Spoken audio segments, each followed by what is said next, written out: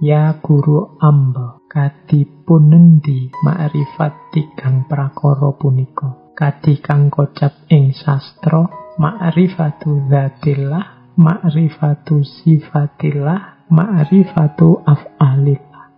Kadipun endi sang siptane katiga punika? Jadi Saiful Rijal bertanya, wahai guru hamba, bagaimanakah makrifat mengenai tiga perkara itu? Sebagaimana dikatakan dalam tulisan, ma'rifatu dzatillah, ma'rifatu sifatillah, ma'rifatu af'alillah. Apa maksud ketiga perkara itu? Ini sengaja saya angkat, saya dulukan tema tentang ma'rifat, tentang Allah ini. Mengapa? Karena nanti di suluk wujil Kanjeng Sunan Bonang menyatakan bahwa intinya orang beragama nanti ada pada pengenalan kita terhadap Tuhan. Tidak ada gunanya sholat, tidak ada gunanya zakat kalau kita tidak kenal ini sholat, zakat kepada siapa, tentang apa. Kita selalu bilang lillahi ta'ala. Lillahi ta'ala siapa? Allah yang selalu kita tuju itu. Sholat kok tidak kenal Allah, ya perlu dipertanyakan sholat pada siapa. Maka kunci awal dalam beragama, dalam meniti jalan sufi adalah pengenalan kita terhadap Allah. Istilahnya ma'rifat. Siapa Allah itu? Dan kalau menurut kitab Bonang ada 3 konsep ma'rifat seperti yang ditanyakan oleh Rijal, yaitu ma'rifatu dzatillah, yang kedua ma'rifatu sifatillah, dan yang ketiga ma'rifatu af'alillah. Mari kita kenali Allah yang tiap hari kita tuju, tiap hari kita diperintahkan untuk mengingatnya, untuk berpikir pada. Kita sering mendengar pepatah, tak kenal maka tak sayang. Kemarin-kemarin kita berambisi sekali untuk cinta pada Allah. Lah bagaimana kita bisa cinta kalau kenal saja tidak? Maka langkah pertama adalah mengenalnya. Dan kalau mengikuti Primbon Bonang ini, mengenal Allah itu ada 3 aspeknya, yaitu mengenali zatnya, mengenali sifatnya, dan yang ketiga mengenali af'alnya. Syekh Bari lalu menjawab, wahai Rijal, arti ma'rifatu dzatillah adalah ketahuilah wujud Allah yang maha luhur itu tunggal. Tiada sekutu baginya. Dia mempunyai sifat sedia, langgeng, kekal, maha suci, tidak berjisim, tanpa arah, tidak bercampur, hadir tapi tidak terlihat. Wujudnya langgeng dan maha suci dalam cintanya kepada dirinya. Wujudnya langgeng dalam kerajaannya dan tidak berubah dalam keindahannya. Jadi Allah dari sisi zat itu yang jelas, yang pertama wujud. Kemudian ya kalau dari sifat 20 ya qidam, kemudian baqo, dan seterusnya. Maha suci, tidak berjisim, tidak punya arah, tidak bercampur, tanpa arah, tidak bercampur, tidak terlihat. Susah menjelaskan zatnya Allah, maka biasanya menggunakan term tidak. Ini terjemahan dari laisa kamislihi syai'un. Dari sisi zatnya Allah itu tidak ada yang mirip dengannya, apapun, sesuatu pun, dan bahkan tidak ada kata-kata yang bisa menguraikan, menggambarkan secara tepat zatnya. Cukup kita imani saja bahwa ada yang maha wujud, maha suci, maha langgeng, yang kita sebut Allah. Detail zatnya seperti apa, laisa kamitslihi syai'un. Nah, ini ma'rifatu dzatillah. Makanya ada banyak orang tanya, Pak, bukankah berpikir tentang zatnya Allah itu ada larangannya? Ya, cuma larangan ini tidak dalam arti pikiran kita pasti sesat kalau berpikir tentang zatnya, tapi pikiran kita tidak akan mampu menjangkaunya. Tidak perlu terlalu capek memikirkan zatnya Allah daripada habis tenaga, habis waktu. Imani saja Allah di level zatnya. Karena ini bukan sesuatu yang bisa dijelaskan. Oke, terus ini nanti panjang diskusinya kalau saya lanjutkan. Kita ke definisi kedua, ma'rifatu sifatillah. Ma'rifatu sifatillah itu mengetahui. Adapun ma'rifatu sifatillah berarti ketahuilah bahwa Allah itu mempunyai sifat hayyun, yaitu hidup abadi tanpa nyawa, mengetahui tanpa akal, berkuasa tanpa anggota, melihat tanpa mata, mendengar tanpa telinga, berkehendak tanpa angan-angan, berkata tanpa bibir atau suara.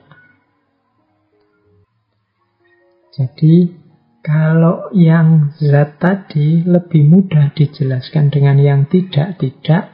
Kalau yang sifat, ini bisa dijelaskan.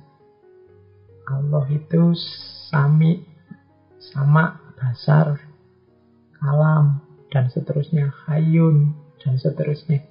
Itu sifat-sifat Allah di level sifat. Kalau ini bisa dijelaskan, tidak harus ditidakkan. Tapi tetap kita tidak bisa menjelaskan detailnya karena tidak sama dengan manusia. Allah itu melihat, tapi tidak sama dengan melihat kita.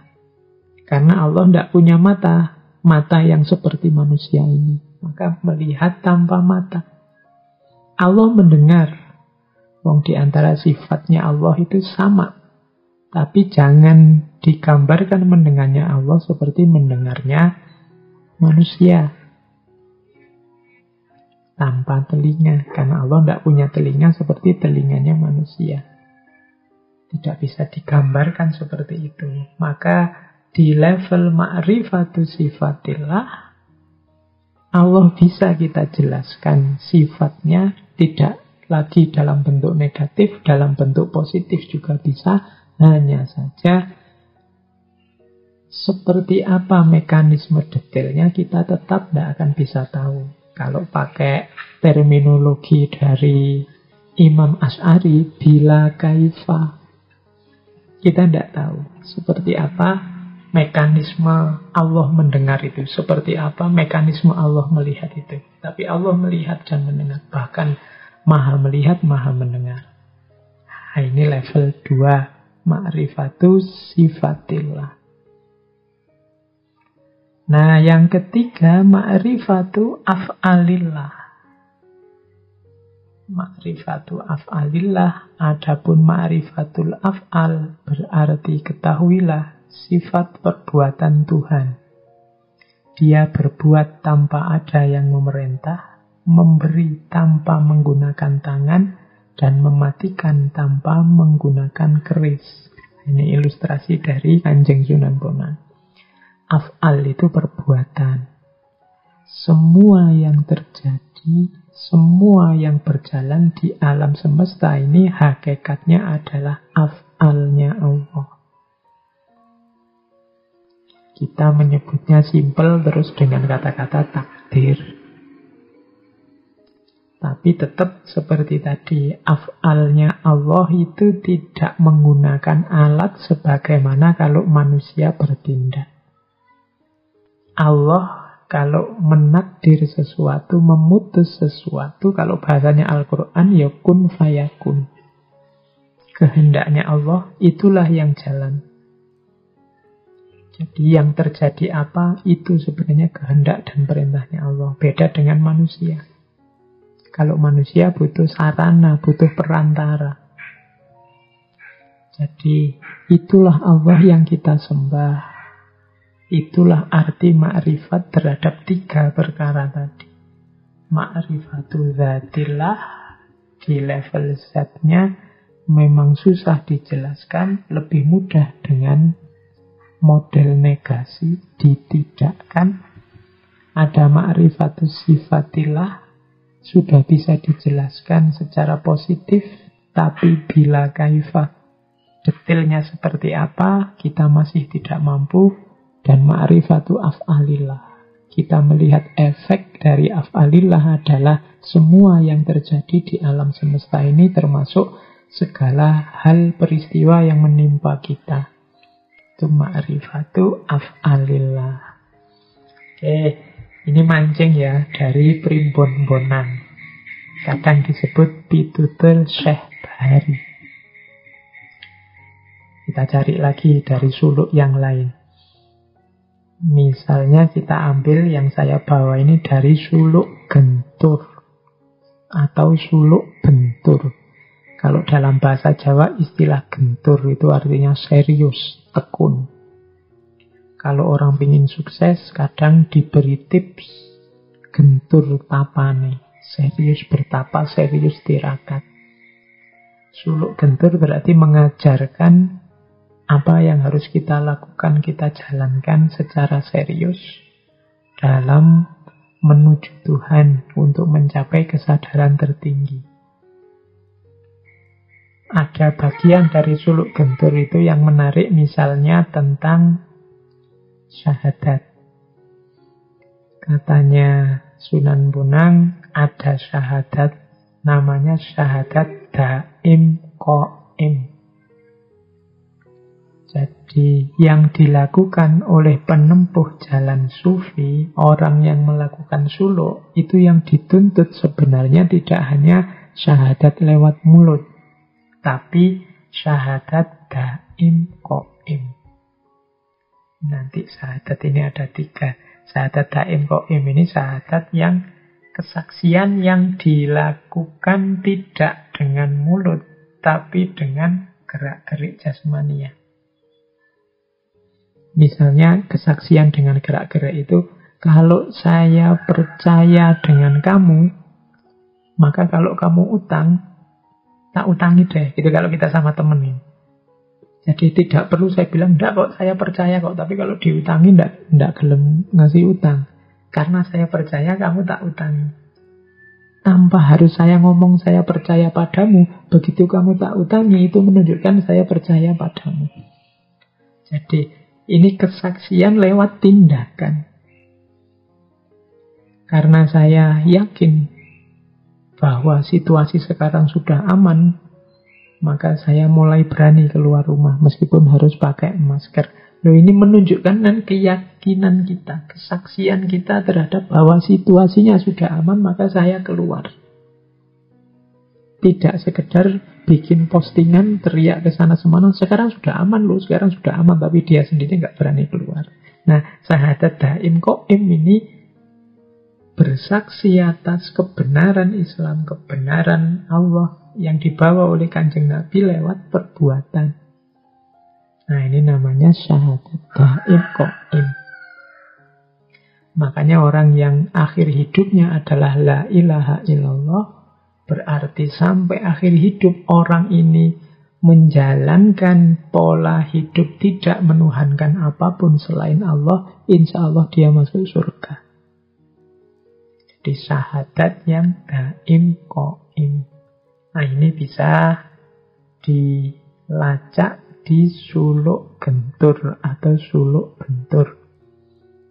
Di dalamnya juga ada uraian misalnya tentang fana.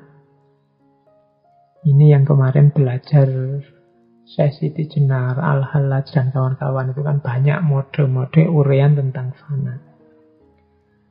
Kalau dalam suluk genturnya Sunan Bonang, ilustrasinya adalah kalau garam jatuh ke laut,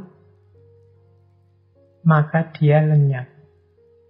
Tetapi tidak bisa dikatakan dia menjadi laut. Juga tidak bisa dikatakan dia tidak ada.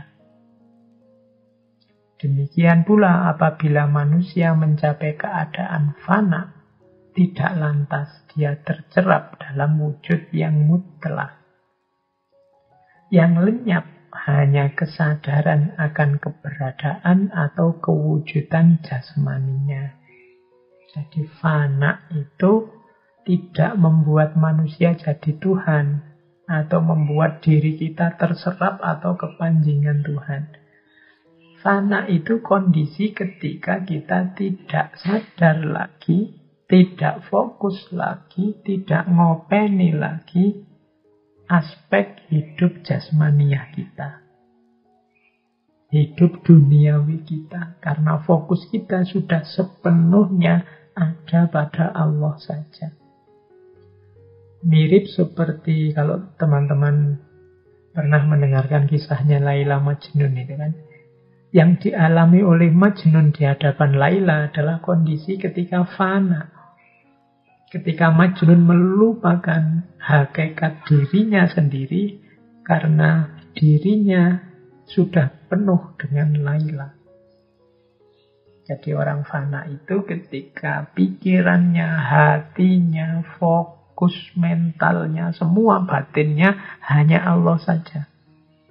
Maka keberadaan dirinya terlupakan. Dirinya yang sedang sengsara, dirinya yang sedang kelaparan, dirinya yang sedang menderita sakit apa. Tidak jadi perhatian karena perhatiannya hanya Allah saja. Ini penjelasan dari Kanjeng Sunan Bonang tentang situasi fana. Tidak bisa diartikan fana itu manusianya jadi Tuhan. Atau manusianya hilang, yang ada tinggal Tuhan. Tidak. Jadi tidak kondisi suwung, juga tidak kondisi lenyap. Hanya saja kesadarannya yang teralihkan dari kesadaran manusia ke kesadaran tentang Tuhan. Penjelasan semacam ini bisa nanti digali dari suluk bentur. Nanti di suluk bentur juga melanjutkan tentang syahadat. Tadi dijelaskan ada 3 macam syahadat. Yang pertama ada syahadat mutawilah. Yang kedua ada syahadat mutawassithah. Yang ketiga ada syahadat mutakhirah. Ini di suluk bentur. Syahadat kita itu sebagai seorang muslim melaksanakan 3 syahadat ini. Yang pertama mutawilah. Mutawilah itu syahadat dulu ketika kita belum dilahirkan ke dunia ini. Silahkan teman-teman dibuka ayat Al-Quran yang bunyinya alastu birabbikum qalu bala syahidna. Ini dulu sebelum kita lahir Allah bertanya pada kita, bukankah aku ini Tuhanmu? Terus roh kita yang belum turun ke dunia bersaksi, qalu bala syahidna, iya kami bersaksi. Ini kan juga syahadat, bersaksi. Jadi dulu kita sudah meyakini dan bersaksi bahwa Allah lah Tuhan satu-satunya. Terus kita turun ke muka bumi. Kita dilahirkan. Nah saat lahir, begitu mampu berpikir, punya kesadaran, masuk ke syahadat yang mutawassithah. Kita mendeklarasikan diri asyhadu an la ilaha illallah wa asyhadu anna muhammadar rasulullah. Nah ini syahadat yang mutawassithah. Level 2. Dulu bersaksi sebelum kita lahir dan sekarang bersaksi setelah kita lahir. Tapi jangan lupa syahadat yang ketiga, syahadat mutaakhirah. Ini syahadat ini jelas dilakukan oleh para nabi, para wali, dan orang mukmin yang sejati. Syahadat mutaakhirah itu mirip syahadat daim qaim tadi.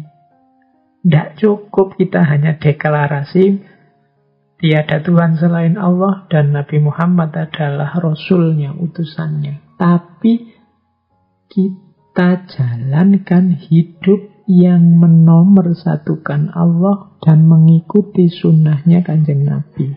Ini namanya syahadat mutaakhirah. Kalau kita menyatakan bahwa satu-satunya Tuhan hanya Allah, ya hidup kita hanya satu-satunya yang kita pertuhankan, ya Allah. Kalau kita menyatakan bahwa Kanjeng Nabi Muhammad adalah utusannya, berarti hidup kita orientasikan untuk mengikuti petunjuk dari Kanjeng Nabi, karena Kanjeng Nabi itu utusannya. Kita ikuti sunnah-sunnahnya. Ini namanya syahadat mutaakhirah. Dulu kita bersyahadat, kemudian ketika turun ke dunia kita juga sudah syahadat, tapi sempurna syahadat kita kalau juga tidak hanya dinyatakan syahadat itu, tapi juga dijalankan.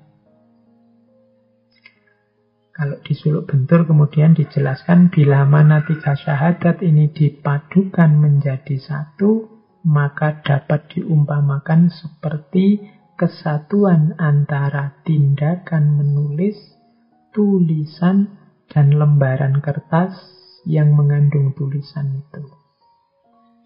Juga dapat diumpamakan seperti gelas, isinya dan gelas bening gelasnya, kacanya, kemudian isinya gelas dan penuhnya gelas. Tadi yang syahadat sebelum kita lahir itu seperti kertasnya. Kemudian ketika kita bersyahadat asyhadu alla ilaha illallah yang mutawasitoh tadi itu seperti ketika kita menulis. Kemudian ketika kita menjalankan syahadat tadi, itu seperti tulisannya. Jadi terus sempurna. Yo ada kertasnya, yo ada tindakan menulis, dan ada tulisannya. Jadi kalau gelasnya itu adalah syahadat waktu kita belum lahir. Kemudian isinya adalah syahadat mutawasitoh, yang kita menyatakan beriman pada Allah dan mengikuti Rasul-Nya, dan penuhnya gelas itulah syahadat mutaakhirah, waktu kita menjalankan. Jadi setelah tadi mengenal Allah, makanya saya bilang ngaji kita ini kita bikin skenario sendiri, kita bikin sekuen sendiri untuk merumuskan suluk atau jalan sufi. Yang pertama tadi kita ambil dari Syekh Bari di Primbon Monan, bahwa kita harus mengenal dulu, ngerti ilmunya dulu tentang Allah, baik zatnya, sifatnya maupun af'alnya. Setelah itu bersaksi atau syahadat, baik syahadat yang mutawilah sebelum lahir, kalau ini otomatis, maupun syahadat yang mutawasitoh saat kita sudah ada di dunia. Kalau kita hari ini muslim, insya Allah sudah kita lakukan. Dan yang ketiga, yang mutaakhirah, mewujudkan syahadat kita dalam kehidupan sehari-hari. Kalau yang ketiga, yang mutaakhirah ini, dulu waktu kita ngaji tentang Kanjeng Sunan Kalijaga kan ada cerita tentang santrinya Kanjeng Sunan Kalijaga yang namanya Syekh Jangkung. Syekh Jangkung ini suatu ketika mengikuti murid-murid yang lain, mengikuti ujian tentang syahadat. Jadi semua murid diuji untuk bersyahadat. Murid-murid yang lain dengan fasihnya melafalkan asyhadu alla ilaha illallah wa asyhadu anna muhammadar rasulullah. Pas gilirannya Syekh Jangkung, waktunya syahadat, beliau malah keluar ruangan, kemudian naik ke pohon kelapa yang paling tinggi dan menjatuhkan dirinya ke bawah. Semua orang kaget. Begitu sampai di bawah, ditanya oleh Kanjeng Sunan, "Loh, kamu disuruh bersyahadat saja kok malah loncat dari pohon kelapa yang paling tinggi?" Katanya Syekh Jangkung, ya inilah syahadat saya.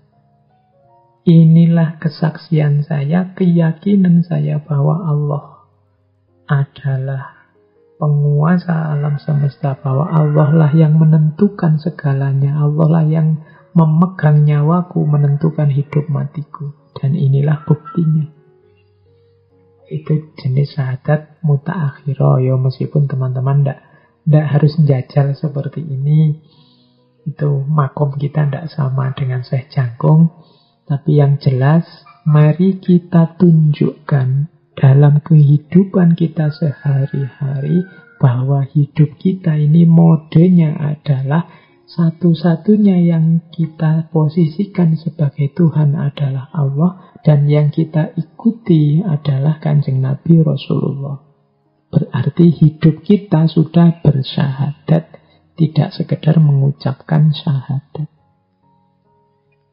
Oke, jadi setelah ma'rifat, kemudian syahadat, setelah itu ganti suluk. Kita mulai berjalan. Kita ambil dari suluk wergul. Dari suluk wergul kita bisa belajar, misalnya ada ajaran, itu saya kutip beberapa. Yang pertama, manusia harus bisa membaca dan berkaca. Yang akan menjadikannya tidak mudah mencela dan menelisik kelemahan orang lain. Dan jangan meremehkan orang lain yang hidupnya serba sederhana dan tampak sengsara. Ini mulai ada teknik-teknik untuk membersihkan diri, untuk menata jiwa. Mulai berjalan. Jadi setelah tahu arah kita adalah ke Allah, setelah bersaksi syahadat tentang Allah, kita mulai jalan. Yang pertama dari suluk regul kita diajari hidup ini kuncinya pada kemampuan kita membaca dan berkaca. Membaca itu berarti memahami lingkungan sekeliling kita, berkaca itu berarti membaca diri kita sendiri yang ada di dalam diri kita. Nama lainnya muhasabah atau introspeksi. Kenapa harus membaca dan berkaca? Karena kalau membaca saja, hanya melihat keluar saja, bisa jadi kita tidak sadar diri kita juga punya kelemahan, punya kekurangan, kekeliruan sebagaimana yang ada di sekeliling kita. Makanya di situ kalimatnya, berkaca yang dapat menjadikan diri kita tidak mudah mencela dan menelisik kelemahan orang lain. Orang itu kalau muhasabahnya kuat, dia bisa membaca sampai titik-titik paling kecil kelemahan, kekurangan, dosa-dosa yang dia tumpuk. Maka harusnya kalau sudah seperti ini, lidahnya berat, tangan kakinya berat untuk mencela, merendahkan orang lain, karena dia sadar kerendahan dirinya sendiri. Banyak orang yang cerdas sekali membaca lingkungan sekelilingnya, menunjuk secara tepat salahmu di mana, kelirunya orang ini di mana, jeleknya ustadz ini di mana, sesatnya orang ini di mana, selalu keluar. Orang yang mudah sekali menunjuk keluar, mungkin kurang membaca ke dalam. Sehingga lidahnya begitu ringan menunjuk orang lain. Kalau dia sadar betapa titik-titik gelap dalam dirinya sangat banyak menumpuk, mungkin dia berat untuk dengan ringan menunjuk kesalahannya orang lain. Jalan sufi yang pertama dari suluk wergul, Kanjeng Sunan Bonang menasihati kita itu. Ya, membaca keluar penting, tapi berkaca ke dalam juga penting. Jadi membaca dan berkaca. Mengkaji, ngaji, tapi sekaligus juga muhasabah. Oke, nasihat pertama. Nasihat yang kedua, manusia hendaklah selalu berjalan sepanjang jalan kejujuran. Apa yang diucapkan dan yang dilakukan harus selaras dengan suara hati. Dengan cara demikian, manusia akan mendapatkan terang batin dan petunjuk dari Tuhan. Nasihat yang kedua, jujur. Jujur ini kelihatannya sederhana. Kita sering mengartikan jujur itu sekedar dengan definisi objektif. Kalau A ya diomongkan A, kalau B ya diomongkan B. Tapi sayangnya objektif itu sering kita pakai keluar untuk orang lain, untuk lingkungan kita. Padahal yang lebih penting adalah kejujuran dalam hati, lewat suara hati tentang diri kita sendiri. Jadi biar batin kita terang, yang pertama-tama apa? Jujurlah tentang batinmu sendiri, keinginanmu, hasratmu, hatimu. Kalau teman-teman mengikuti kajian-kajian kemarin-kemarin, termasuk Imam Ghazali dan para sufi yang lain, kan diteorikan bahwa hati yang terang adalah kunci dari jalan sufi, kuncinya suluk. Kapan hati ini terang? Ya kalau bersih dari kotoran-kotoran. Maka kejujuran kita tentang kotoran-kotoran kita ini nanti akan jadi kunci kesadaran kita untuk membersihkan kotoran-kotoran ini. Jadi didiklah dirimu untuk jujur bahkan terhadap dirimu sendiri. Kalau jelek ya ngomong aku jelek, aku salah. Aku kemarin keliru. Mataku tak pakai lihat yang jelek-jelek, yang maksiat-maksiat. Telingaku sudah mendengar yang gak beres. Mulutku sudah mengucapkan yang tidak seharusnya. Jempolku sudah memposting yang mungkin itu menyakiti yang lain. Ini kejujuran-kejujuran terhadap diri. Kalau sudah ngerti, bersihkan ini segera. Karena kuncinya, terangnya batin kita itu bersihnya hati. Kalau dia sudah terang, maka petunjuk dari Tuhan akan mudah masuk. Kalau tidak, petunjuk-petunjuk Tuhan yang datang akan kita baca dengan versi gelap tadi. Inilah mengapa kadang-kadang banyak orang yang harusnya ilmunya tinggi. Dia yo pinter ngaji, dia yo wawasannya luas. Tapi ilmu ini keluarnya malah merusak. Ilmu ini keluarnya malah bikin mudarat, bikin bahaya di mana-mana. Kenapa? Karena alat bacanya gelap. Maka yang kedua, kalau sudah muhasabah, berarti apa? Jujurlah, bersihkan kekotoran dalam dirimu. Itu nasihat jalan sufi yang kedua dari Suluk Urgul. Yang ketiga adalah kalimatnya, kalau manusia berhasrat untuk mengawali laku hidup yang baru, hendaklah selalu bertanya kepada orang-orang yang paham dan tuntas ilmu pengetahuannya. Dengan demikian, laku hidup yang dijalankan tidak akan tersesat. Nah, yang ketiga, Kanjeng Sunan Bonang menyarankan kita, tadi kan kita disuruh membaca, kita disuruh berkaca, kita disuruh jujur dan membersihkan batin. Cuma ini sesuatu yang tidak sederhana dan tidak mudah. Tadi di depan saya bilang, penyakit yang paling susah disembuhkan itu kebodohan, ketidaktahuan, karena banyak orang tidak tahu yang merasa tahu. Nah, mungkin juga kita sudah siap bermuhasabah, kita merenungi diri. Kita juga ingin jujur terhadap diri kita. Tapi karena kapasitas kita terbatas, akhirnya kita tidak mampu. Introspeksi sudah, tapi tidak ketemu kotorannya. Ingin jujur sudah, tapi kita rasanya kok merasa, saya ini lurus-lurus saja loh Pak. Saya ini perasaan benar terus loh Pak. Oke, kalau memang begitu, mungkin saatnya kita butuh guru. Kita perlu orang-orang yang luas ilmunya, orang yang dalam wawasannya. Sehingga akan jelas mana kotor, mana bersih. Akan jelas kotoran apa saja yang ada dalam diri kita dan bagaimana cara membersihkannya.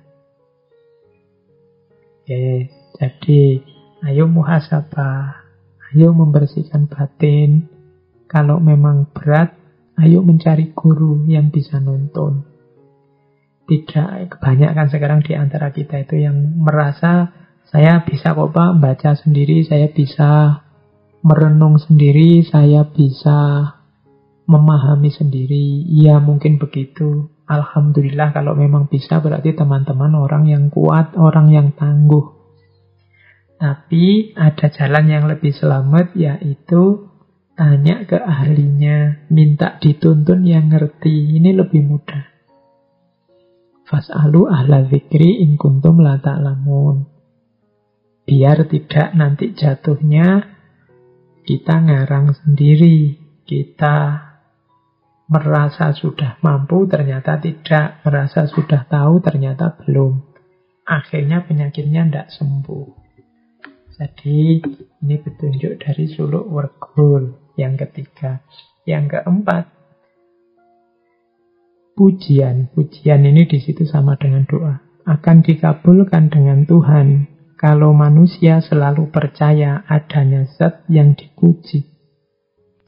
Manusia harus yakin kalau pujian yang diucapkan oleh mulut itu keluar dari hati yang suci. Bersatunya mulut dan hati dalam melakukan pujian itu akan menjadi sarana hidup bahagia di dunia dan di alam keabadian. Jadi pujian kepada Tuhan, pikir kita kepadanya, doa kita kepadanya. Dasarnya yang pertama adalah kepercayaan kita, keimanan kita kepada Allah. Jadi kuncinya yang pertama ini. Beberapa kali saya sampaikan ketika ada pertanyaan, Pak, mengapa sih Pak doa saya kok tidak dikabul-kabulkan? Antara lain mungkin karena kepercayaan dan zon kita tentang terkabulnya doa itu juga tidak maksimal. Kadang-kadang kita berdoa sambil ragu-ragu. Apa ya oleh Allah akan dikabulkan? Loh, kalau kita sudah ragu-ragu, ya Allah datangnya ya sejauh kita percaya. Karena ragu-ragu hanya 50-50, ya Allah datangnya 50%. Kalau kita yakinnya hanya 20%, ya Allah datangnya 20%. Misalnya teman-teman yang sedang akhir masa studi, terus wah aku pengen iso lulus kumlot ini. Mau berdoa minta kumlot, tapi apa ya bisa ya? Oh IP ku cuma sekian, kalau dari waktu sekian apa ya bisa? Apa ya mungkin mata kuliahku yang tak ulangin nilainya A semua. Tapi tak berdoa sajalah. Oh itu menunjukkan ya kita sendiri tidak yakin kok. Maka Allah ya datang sejauh kemungkinan keyakinan kita. Ana inda dzonni abdi. Kalau kita sendiri tidak yakin ya terkabulnya juga setengah-setengah. Jadi syarat pertama adalah kalau manusia selalu percaya pada zat yang dipuji. Yang kedua, manusia harus yakin kalau pujian yang diucapkan oleh mulut itu keluar dari hati yang suci. Jadi memuji pada Allah itu ya harus tulus. Berdoa pada Allah juga harus tulus. Ketulusan itu diawali sejak ketika kalau berdoa, ketika kita menegaskan keinginan kita. Itu juga harus tulus. Jangan berdoa, coba-coba saya minta ini pada Allah, siapa tahu dikabulkan. Itu tidak tulus. Ketidaktulusan kedua adalah nego, pamer pada Allah. Ya Allah, aku ini kan sudah beribadah banyak padamu. Aku sudah sedekah sekian juta, maka tolong sebagaimana janjimu. Ini rada ngancam sama Allah. Ini kurang tulus. Berdoa saja secara tulus, yakini kebesarannya, bahkan tanpa disogok dengan apapun, Allah sangat sayang dengan kita. Jadi syarat kedua adalah ketulusan. Nah, doa kita, pujian kita, kalau hatinya sudah tulus, keluarnya apa adanya, didasari dengan keimanan yang sepenuhnya pada Allah, itulah nanti yang jadi sumber kebahagiaan kita. Nah, ini tips 4 dari suluk regul. Kalau sudah menjalani suluk dengan segala macam tekniknya, syariah, thariqah, hakikatnya, langsung ya kita shortcut ke suluk jebeng. Suluk jebeng ini karyanya Sunan Bonang. Istilah jebeng itu adalah panggilan pada orang yang lebih tua, pada anak muda yang sedang mencari ilmu. Itu biasanya panggilannya antara lain jebeng dalam bahasa Jawa lama. Puncaknya suluk sekarang. Ini dalam suluk jebeng dijelaskan, ya puncaknya suluk itu tidak bisa dijelaskan. Puncak ilmu yang sempurna seperti api yang berkobar. Hanya bara dan nyalanya, hanya kilatan cahaya, hanya asapnya kelihatan. Ketahuilah wujud sebelum api menyala dan sesudah api padam, karena serba diliputi rahasia. Adakah kata-kata yang bisa menyebutkan? Jadi siapapun yang mencapai puncaknya suluk, kalau Imam Ghazali menyebutnya ma'rifat, kasyaf, nanti ada yang menggunakan istilah musyahadah dan lain sebagainya, ini tidak bisa dijelaskan, hanya bisa dirasakan. Maka yang tahu pasti hanya yang menjalani, bukan yang membaca bukunya. Dia seperti api berkobar,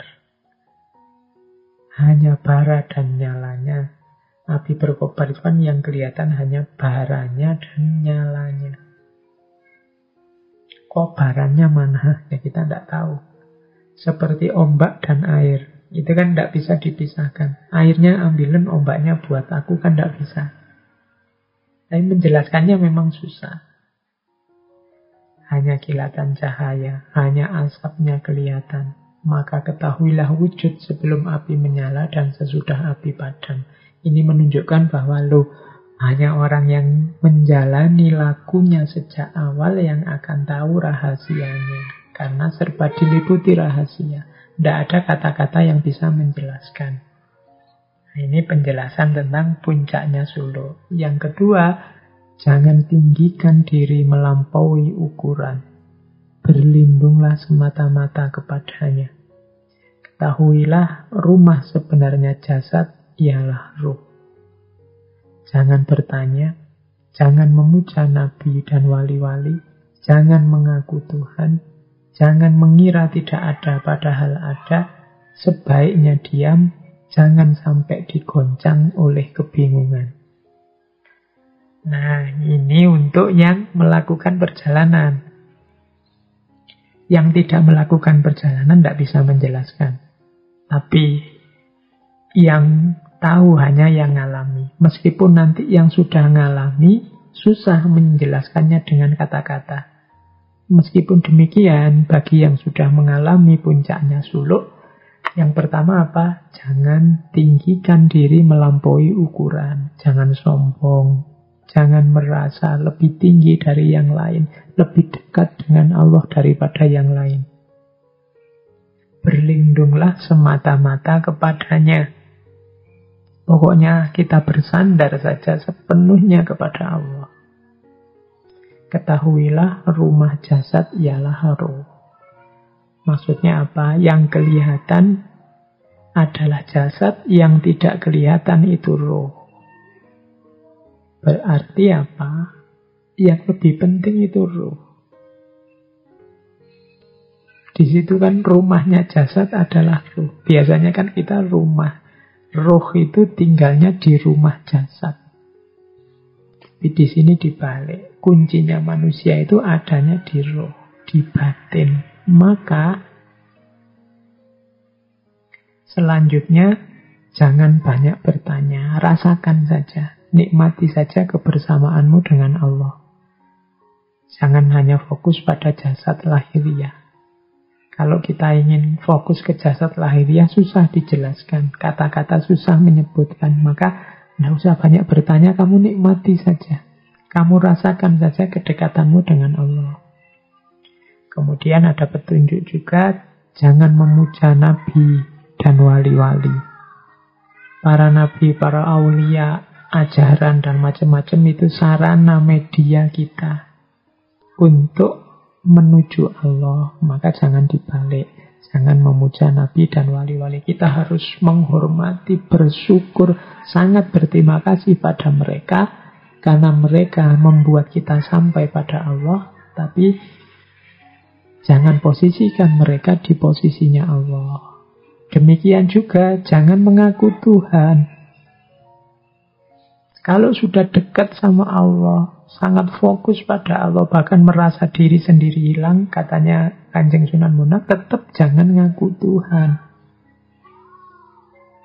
Kita masih manusia yang begitu disayang, begitu dirahmati oleh Allah, sehingga bisa melakukan perjalanan sampai padanya.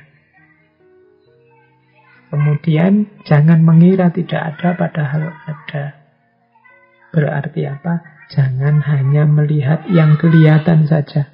Jangan hanya percaya pada yang kelihatan saja. Banyak yang hakiki dalam hidup ini sifatnya tidak kelihatan. Kemudian sebaiknya diam. Biasanya orang yang tuntas itu lebih suka diam karena merasa sudah terbuka semuanya, sudah beres semuanya. Maka sebaiknya diam. Jangan sampai digoncang. Jangan mudah goyah. Karena orang yang sudah tuntas itu biasanya tidak mudah goyah. Jangan mudah goyah oleh kebingungan-kebingungan. Nah itu yang terus yang ketiga ini cuma simbolnya, isyaratnya. Pencapaian sempurna bagaikan orang yang sedang asyik tidur dengan seorang perempuan kala bercinta. Mereka tenggelam dalam keasikan, terlena, hanyut dalam birahi. Jadi asiknya, nikmatnya, pengalaman puncak bersama Allah itu seperti asiknya kita kalau di situ ilustrasinya bersama perempuan. Yang jomblo-jomblo bisa dibayangkan lah. Kalau yang sudah nikah mesti ngerti. Loh, asiknya seperti itu. Dijelaskan tidak bisa. Kalau ada yang tanya, coba jelaskan enaknya apa sih? Tidak bisa. Yang ngalami saja yang ngerti. Yang tidak ngalami tidak ngerti. Asiknya seperti itu. Oleh karena itu, anakku, terimalah ajaran ini, pahami baik-baik. Kalimat terakhirnya, ya ilmu ini memang sukar untuk dicerna.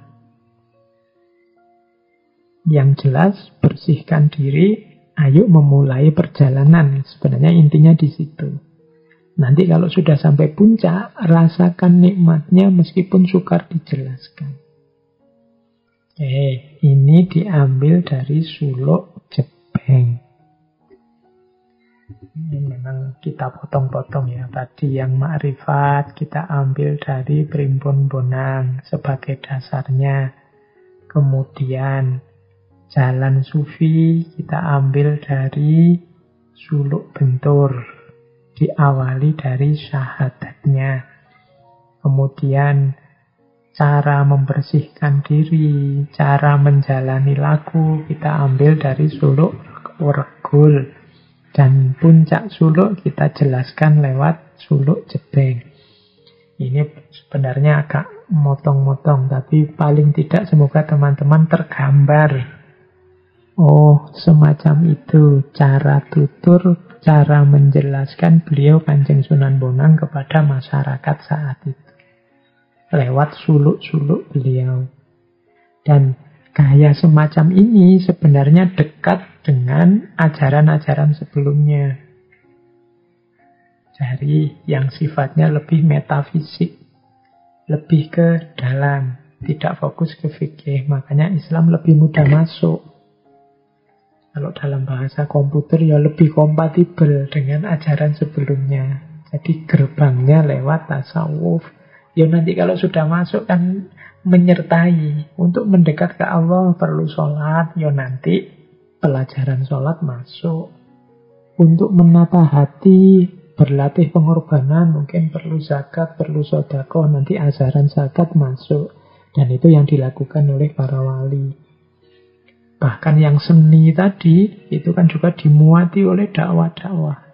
Dimuati oleh ajaran-ajaran. Baik. Sekarang kita buka suluk yang sangat terkenal dari Kanjeng Sunan Bonang untuk bagian terakhir sesi kita tentang Sunan Bonang, yaitu suluk wujil. Suluk wujil ini tidak terlalu panjang sebenarnya, cuma isinya dalam. Jadi isinya tentang hakikat dalam beragama. Ya tentu saja sebagaimana yang lain saya tidak bisa membaca semua. Semoga nanti kapan-kapan ada waktu kita bedah secara khusus suluk wujil ini. Wujil ini nama seorang murid dari Kanjeng Sunan Bonang. Jadi wujil ini murid yang gelisah. Sudah sekian lama menjelajah cari ilmu ke banyak guru, tapi dia merasa belum apa-apa, tidak punya apa-apa, tidak dapat apa-apa. Maka menghadaplah dia ke Kanjeng Sunan Bonang, yang kalau di suluk wujil ini disebut dengan Ratu Wahdah.